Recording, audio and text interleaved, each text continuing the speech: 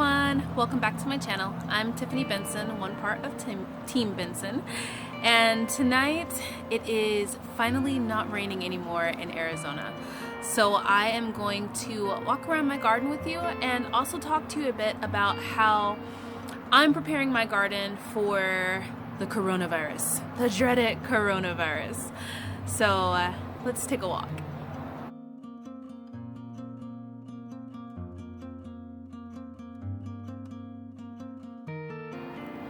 Alright guys, so a lot of people have been really concerned about the coronavirus. It's something that I'm not personally freaked out about, but I am concerned at the fact that grocery stores are starting to not have items in them anymore. And one of the things I love about having my garden is that I always have fresh vegetables, even if I'm eating just salads and broccoli and Swiss chard or pak choy or whatever, there's always something in my backyard that I can eat. And one of the things I want to talk to you guys about today is kind of just putting that variety in your backyard or in your small space. Just because you have a small space garden doesn't mean that you can't add variety to your small space. In fact, I encourage it because I feel like you won't get tired of eating certain things. Yeah, you may not have the room to grow, tons of green beans that you can and have that in case of an emergency. But you can have different things growing at different times from different seasons and be able to provide yourself kind of with ongoing food.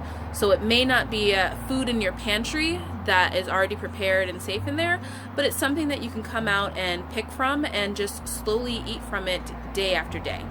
So let's kind of go through my garden, see what I have, see how things are growing, and I can just show you guys. Alright guys, so for example, my lettuce, obviously I can make salads, I can make lettuce wraps, I can make tacos, I can make anything with having this lettuce out here. And, growing lettuce is so easy. I just have 4 of them out here, and I actually have 2 of a different type of lettuce in the other bed. But if I wanted to eat a salad pretty much every single day, I could eat one. I could just eat, each plant at a time. So that's something that'll constantly provide me food and constantly be there in my garden grocery store. Same thing with the Swiss chard. If you guys live in Arizona, Swiss chard grows so much. Just look at how huge the Swiss chard is. The pak choy starting to bolt, so what I'm going to do is I'm going to pick off this top flower, guys, so that we can slow down that process, and that'll keep my pak choy just kind of going. Got a little bit of bug damage. Oh, I think something just tried to taste it. But I can pick off these leaves and just freeze them or just keep eating them every single day. And I can make any type of stir fries or anything like that. My spinach, I can make spinach as a side dish, or I can make spinach in different dishes. If you guys watched my last YouTube video, I use spinach. I use this spinach actually in one of my dishes that I made.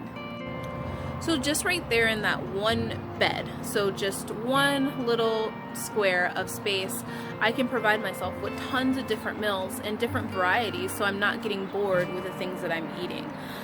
So like I said, one of the things I encourage you guys to do with your small space is plant 1 or 2 plants of something, because it might only give you a little bit of fruit or a little bit of leaves, but it'll give you something for a side dish one day and then something different for a side dish the next day.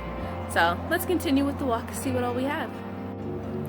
So guys, look at my celery. It is getting so big and so nice, and I've already started using it and it tastes delicious.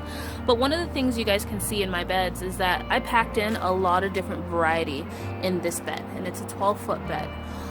So I have the celery, I have dill, I have kale, collards, beans, garlic, turnip greens, some flowers for colors and for the bees, cilantro that was not very excited by all the rain, some parsley, some oregano, a cauliflower, a artichoke, and sage and beets.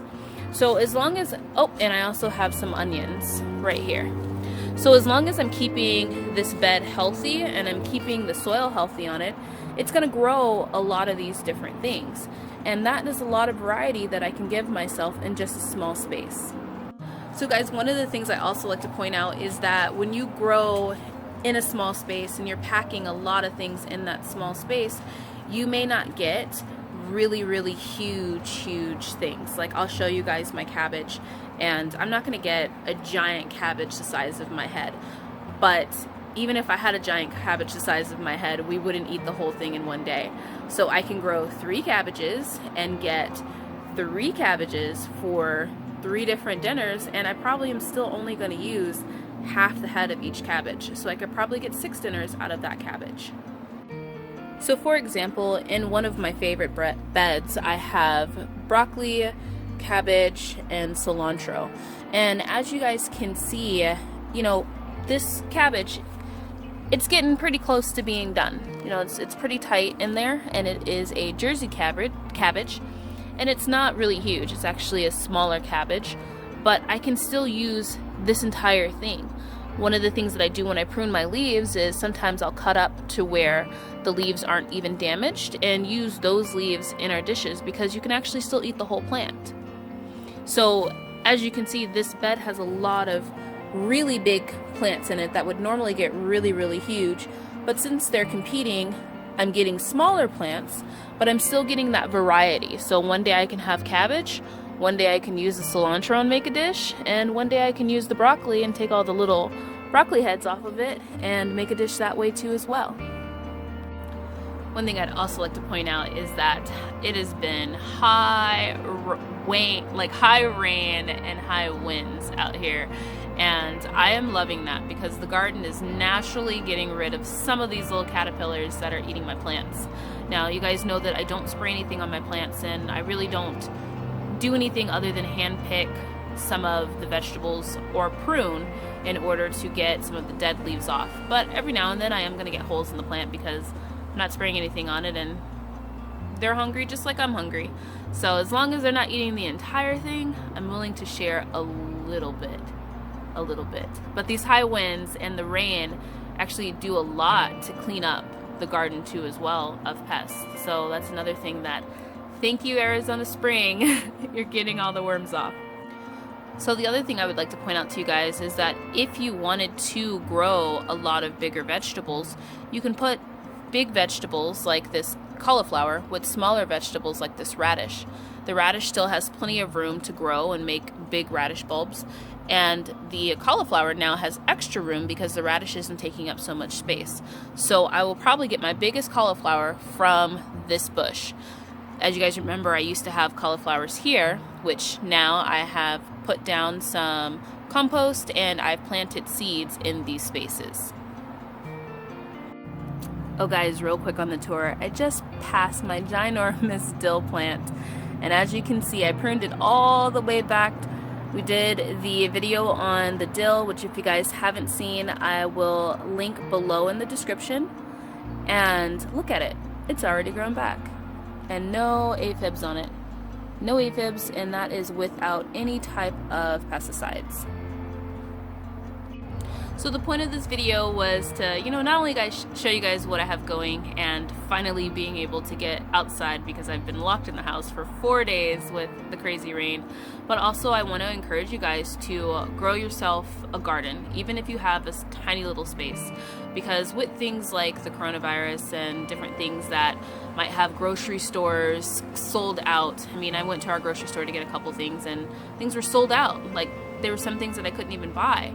And it made me feel more at ease knowing that at any given time I could just go to my backyard and make something that's healthy and make something that's delicious for my family, because we have the fresh herbs to be able to add different types of medicines if somebody got sick, or different seasonings just to make things taste good and taste different, even if I am cooking the same Swiss chard over and over again because that's what's growing the best.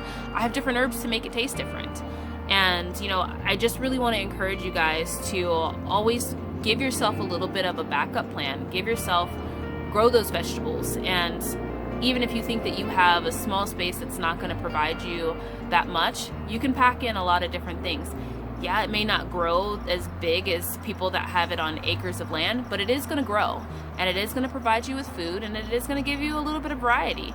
So don't get too stressed out about grocery stores being sold out. Just get yourself some seeds, get yourself some dirt, get yourself a pot, and start growing something, because at any given time, guys, you can give yourself food. You can make sure yourself is healthy and provide healthy food for your family, because one, you know what you put on it.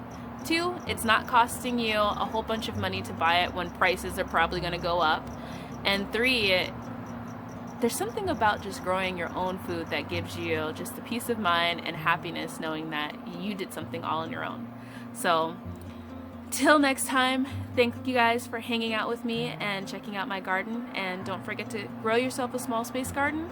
Grow yourself any type of garden. Patio garden, small space, large space, because even a small space can grow you tons of food. Alright, bye guys.